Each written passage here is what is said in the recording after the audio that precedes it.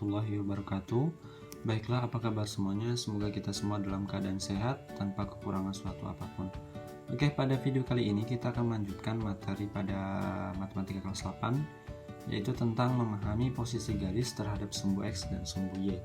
Nah, pada video sebelumnya di kelas 8 ya, matematika, kita sudah membahas mengenal koordinat kartesius dan juga titik acuan pada koordinat kartesius. Nah, pada video kali ini kita akan lanjutkan, yaitu tentang memahami posisi garis terhadap sumbu X dan sumbu Y. Nah, memahami posisi garis terhadap sumbu X dan sumbu Y. Nah, yang perlu kita tahu yang pertama yaitu tentang sejajar ya.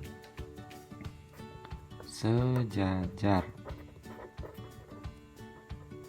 Oke, apa itu sejajar? Nah, sejajar itu dapat diartikan sebagai suatu garis yang tidak memiliki titik potong, gitu ya, secara singkatnya. Sejajar adalah suatu garis ya, dua buah garis ya, atau dua buah garis atau lebih boleh ya, yang tidak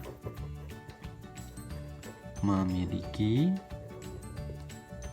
titik potong. Oke, gimana maksudnya? Nah, coba sekarang perhatikan.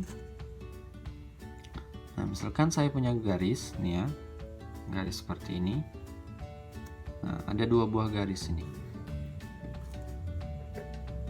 Nah, ini adalah garis A dan ini adalah garis B ya. Garis A ya, dia memiliki ukuran lebih panjang daripada garis B. Nah, dua garis ini, yaitu garis A dan garis B ini, dikatakan sejajar ya. Karena apa? Karena dia tidak memiliki titik potong. Walaupun garisnya ini dipanjangkan sampai berapa meter lagi, ya kan?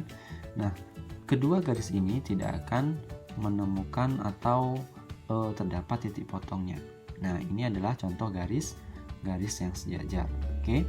Yang kedua ya, yaitu tentang tegak lurus.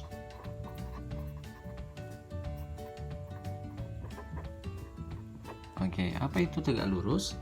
Nah, suatu garis dikatakan tegak lurus ya apabila dia memiliki titik potong.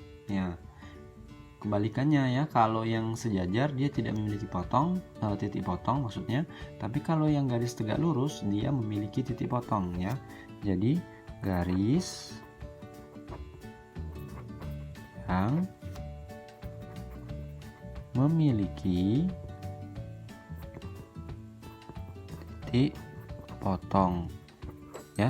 Kemudian titik potongnya ini ya membentuk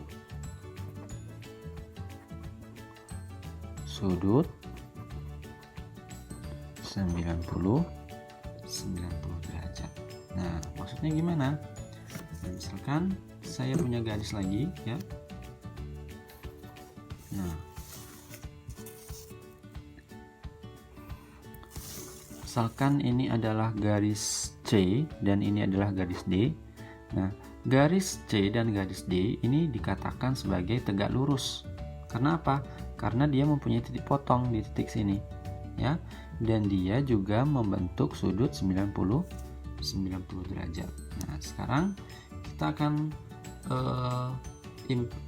aplikasikan ya tentang sejajar dan tegak lurus ini ketika kita berada pada koordinat kartesius ya. Jadi nanti kita akan memahami posisi suatu garis terhadap sumbu X dan sumbu Y dalam koordinat kartesius. Oke, sekarang di layar itu sudah ada koordinat kartesius, di mana sebelumnya kita sudah belajar ya.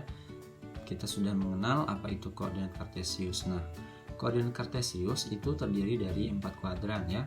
Ini kuadran 1, kuadran 2, kuadran 3, dan kuadran 4.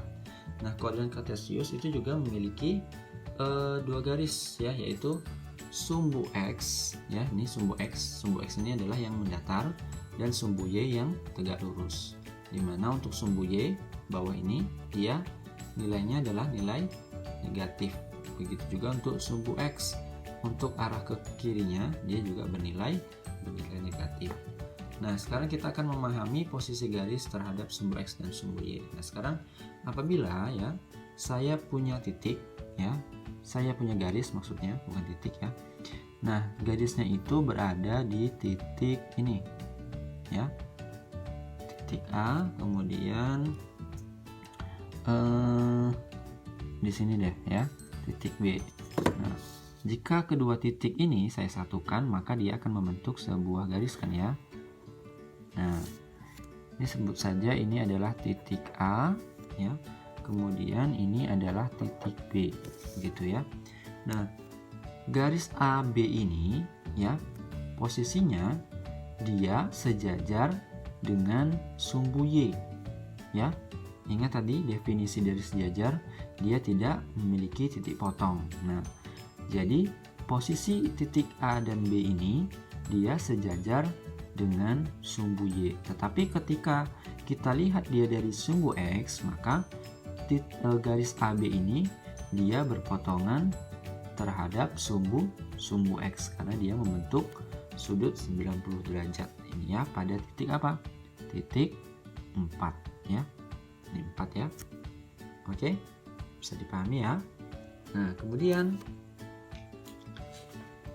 contoh lagi, misalkan juga saya punya garis lagi ya, sebuah garisnya itu di titik mana ya, ini ya, boleh ya, 6,3, dan titik satunya lagi ada di min 9,3. Nah, kalau kita hubungkan kedua titik ini akan membentuk sebuah garis ya kan. Nah, kita anggap saja ini adalah titik C dan ini adalah titik D, maka kita sebut dia sebagai garis CD. Nah, sekarang garis CD ini ya, C-nya ini berada di titik X, Y-nya adalah 6,3, di mana nilai X-nya 6, Y-nya adalah 3. Kemudian titik D, X-nya min 9 dan Y-nya adalah 3. Nah, posisi garis CD ini ya, dia sejajar dengan sumbu X. Nah, kalau yang AB ini dia sejajar dengan sumbu Y.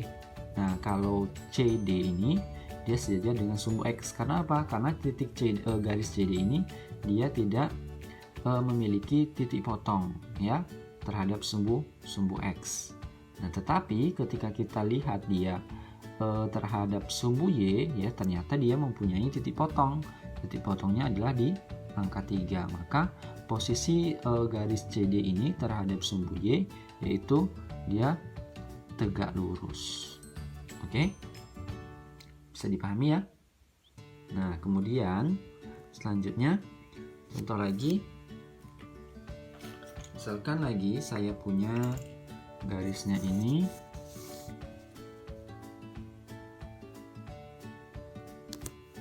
di sini ya, min 4,8, titik keduanya adalah min 4,7. Nah, kita sebut saja ini titik E dan yang di bawah adalah titik F, begitu. Nah, garis E dan F itu posisinya ya, dia sejajar dengan sumbu Y ya, dia sejajar dengan sumbu Y. Kenapa dikatakan sejajar dengan sumbu Y? Karena titik garis EF ini dia tidak memiliki titik potong terhadap sumbu Y, ya kan?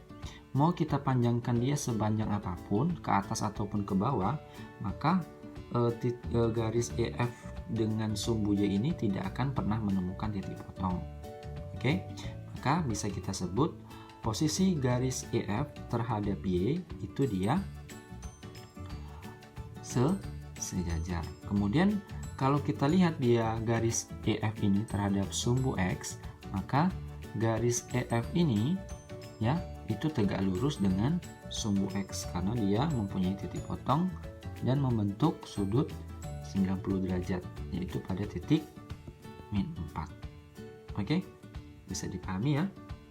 Nah, sekarang bagaimana kalau garisnya seperti ini? Misalkan gini ya, ini titik ini,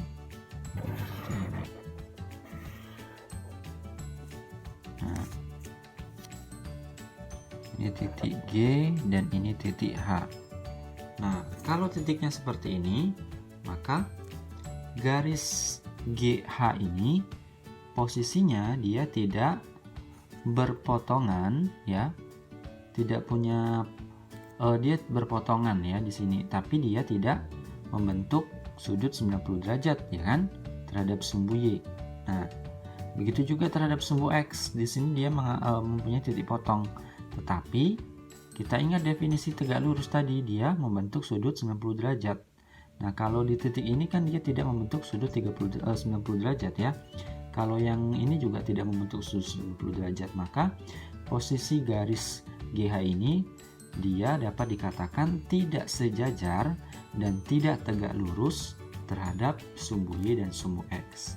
Ya, saya ulangi lagi bahwa posisi garis GH ini dia dikatakan tidak sejajar dan tidak tegak lurus terhadap sumbu Y dan sumbu X. Oke.